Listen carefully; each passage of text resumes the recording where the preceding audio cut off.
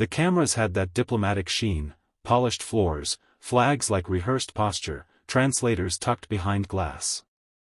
It was the kind of bilateral photo op where nothing surprising ever happens. Then Trump stepped in 3 beats early, saw President Erdogan's chair angled a few degrees off-center, and, before the protocol officer could blink, he reached down and squared it to the table. Quick, precise, almost servile. The room coughed in confusion. Aides froze mid-syllable. Flashes popped.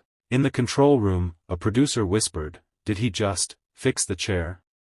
Within minutes, the clip detonated across timelines, slow-mo edits, zoomed frames, captions like "power move" or "power surrender." Pundits sparred over posture, body language experts feasted. Was it deference? Strategy? A showman's tick? Or the smallest gesture telling the largest story?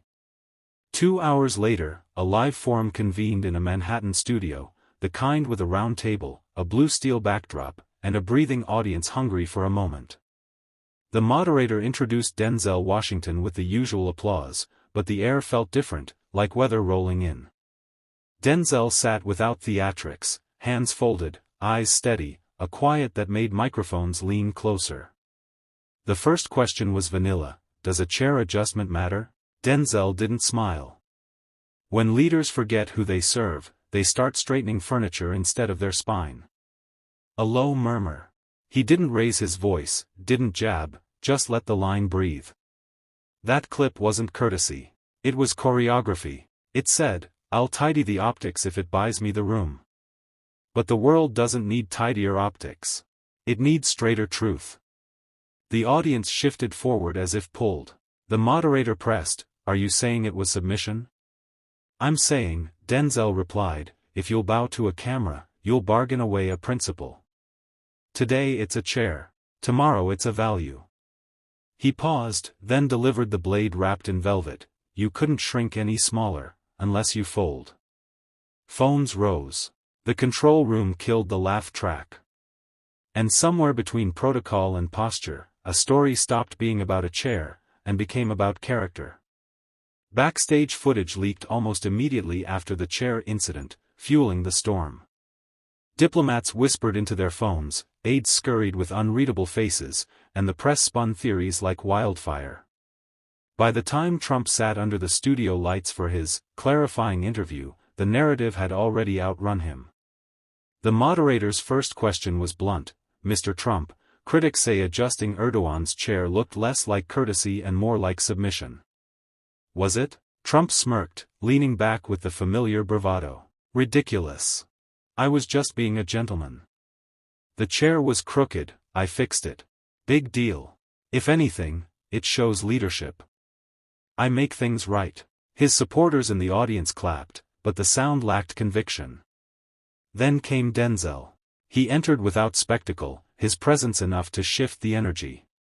He didn't greet Trump, didn't shake hands, he simply sat, his calm gaze a mirror that reflected Trump's every fidget. When asked the same question, Denzel didn't hesitate. It wasn't about furniture. It was about posture, posture in front of the world. A leader doesn't adjust someone else's seat. A leader makes sure his own people aren't forced to sit in broken ones. The line cracked like thunder. The audience erupted. Trump's face tightened, his lips pressing into the smile he used when cornered. He tried to wave it off. "Denzel, you're a great actor, but this isn't Hollywood." That was when Denzel leaned forward, voice steady as stone. "You're right, it's not Hollywood.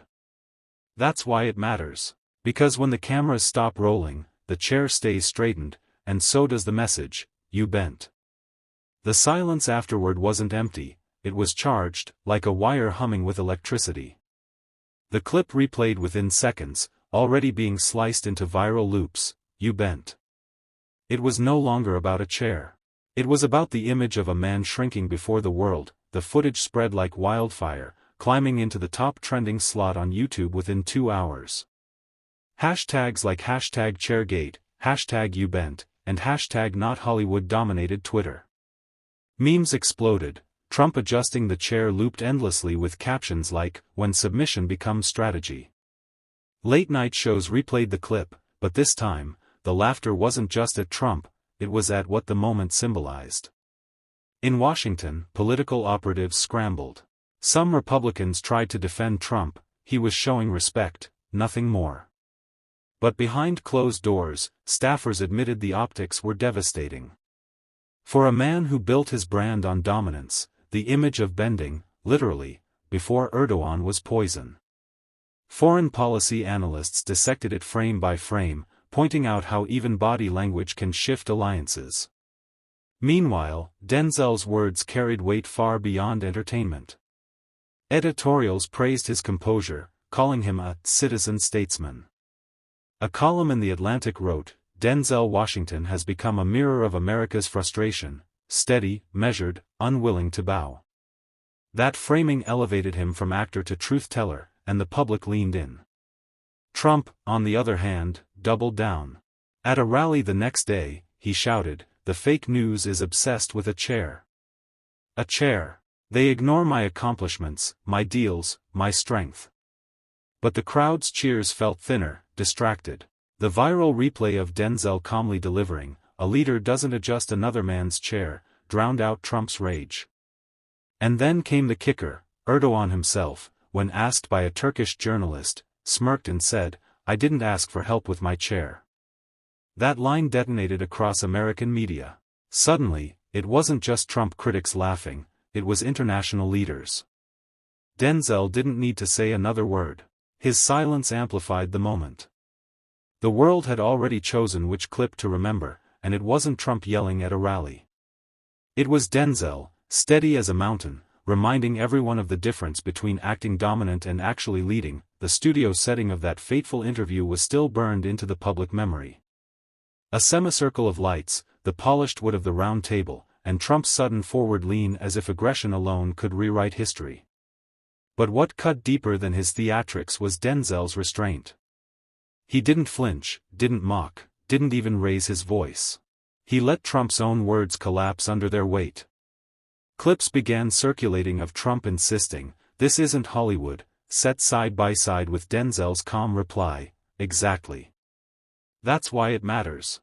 The contrast was brutal, one man red-faced and shouting, the other steady and deliberate. TikTok edits stitched the moment into motivational reels. YouTube commentators labeled it, "the humiliation seen around the world." Political commentators drew parallels to other infamous moments of weakness on the world stage, leaders bowing too low, handshakes that lingered too long. But this, they said, was worse. This wasn't subtle. This was live, unfiltered, undeniable. And it came at a time when global power optics were everything. Meanwhile, the White House scrambled to contain the fallout. Press secretary briefings turned hostile as reporters hammered, "Does the president regret straightening Erdogan's chair?" Each answer sounded more defensive than the last. It was courtesy. It was nothing. But the more they denied, the more it stuck. And Denzel? He gave no interviews, no statements. He didn't need to. His silence was dissected like scripture. Was it tactical? Was it dignified restraint? Whatever it was, it worked. Each hour he said nothing, his words from the studio grew louder. By the weekend, pollsters revealed something shocking, a sudden dip in Trump's approval among voters who prized strength on the global stage. It wasn't a speech, a scandal, or a law, it was a chair. A chair that had become a symbol of bending. And Denzel, without seeking it, had become the symbol of standing tall. By Monday morning, the ripple effects of Chairgate reached far beyond American borders. International newspapers plastered the image on their front pages, Trump bent over, Erdogan sitting still, and Denzel in the frame, unmoved. Headlines in Europe mocked the moment of submission, while Middle Eastern media highlighted the irony, Trump, the self-proclaimed dealmaker, visually lowering himself before another leader. Inside political circles, whispers turned to roars. Lawmakers began questioning whether Trump's instinct for dominance was nothing more than theater. If body language reveals the truth, one senator told CNN, this moment said more about his presidency than years of speeches.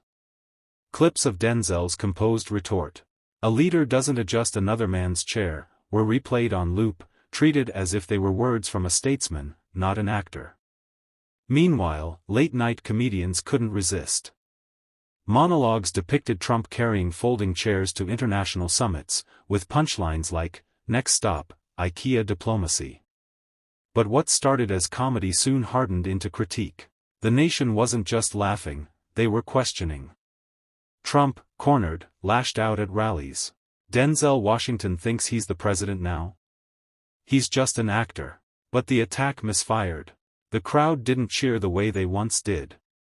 Instead, videos of his rant juxtaposed with Denzel's quiet dignity spread even faster. On social media, something remarkable unfolded. Hashtags that once favored Trump now bent toward Denzel. Hashtag #StandLikeDenzel became a trend, used by veterans, activists, and even athletes to highlight moments of courage and composure under pressure. Denzel had unknowingly stepped into a role the public craved, a voice of calm truth in a storm of bluster. The scandal was no longer about a chair. It had evolved into a narrative about respect, power, and the image of leadership itself. And in that narrative, Trump looked small, while Denzel loomed larger than he ever intended. The symbolic weight of the incident grew heavier with each passing day. What had begun as a fleeting moment of awkward body language had crystallized into a defining image of weakness. News anchors replayed the clip beside historical parallels, Kennedy staring down Khrushchev, Reagan telling Gorbachev to tear down this wall, and now Trump bending to fix a chair. The contrast was devastating. Denzel's words, though simple, resonated like a bell. A leader doesn't adjust another man's chair. It wasn't just a quip, it was a principle. Editorial board seized upon it, calling it the line that defined the week. Schools of communication dissected the phrase as an example of how concise, authentic speech can outshine hours of political spin. Around kitchen tables and office water coolers, ordinary Americans debated what it meant. Was Trump showing humility? Or weakness? The overwhelming consensus leaned toward the latter, and Denzel's calm refusal to grandstand only amplified that perception. Trump's advisors panicked. They urged him to pivot, to laugh it off as a joke, to frame it as respect for Erdogan. But Trump's pride refused compromise. Instead, he doubled down, sneering at Denzel, "This isn't Hollywood. He doesn't know real power." Yet each insult only highlighted the contrast, Trump defensive and bitter, Denzel steady and unbothered. Meanwhile, international commentators weighed in. A French diplomat remarked, "Power is theater, but even theater has rules." Trump forgot them. In Turkey, Erdogan avoided fueling the flames, but his sly smile when asked about the incident spoke louder than words. By midweek, the hashtag chair of shame exploded globally, merging satire with serious critique. Protest signs, late-night sketches, even op-eds used it as shorthand for Trump's faltering image. And through it all, Denzel remained silent, his one statement echoing louder with every passing headline. It was becoming clear, this was no longer a story about Trump versus Denzel.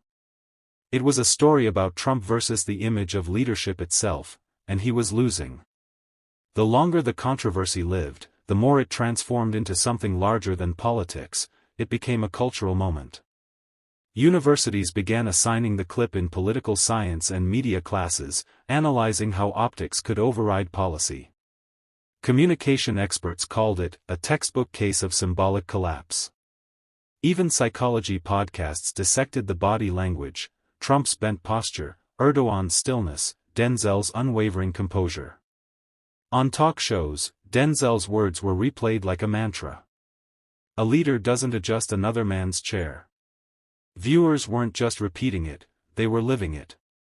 Social media flooded with clips of everyday people confronting bosses, politicians, even friends, captioned with #StandLikeDenzel. What had been a critique of Trump turned into a viral symbol of dignity. Trump, however, couldn't let go.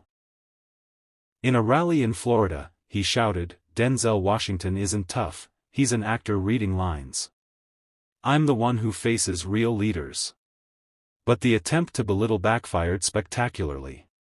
Within hours, TikTok was flooded with edits of Trump screaming, cross-cut with Denzel's calm, steady face. The contrast was cinematic, and Trump's fury only highlighted the gulf between them. Meanwhile, the global press had a field day. The Guardian called it the moment Trump's tough guy mask cracked. German outlets dubbed it Der Stuhlskandal, the chair scandal, while Turkish papers ran Erdogan's smirk as a cover image. Every angle returned to the same truth: Trump had tried to assert control but instead revealed submission. What unsettled Trump most wasn't the mockery, it was the silence. Denzel never responded, never defended himself, never attacked further. His restraint turned into dominance. Every pundit who tried to bait him into commentary was met with the same calm refusal: the clip speaks for itself. And it did. More loudly than any press conference Trump could call. The humiliation wasn't fading, it was hardening into history.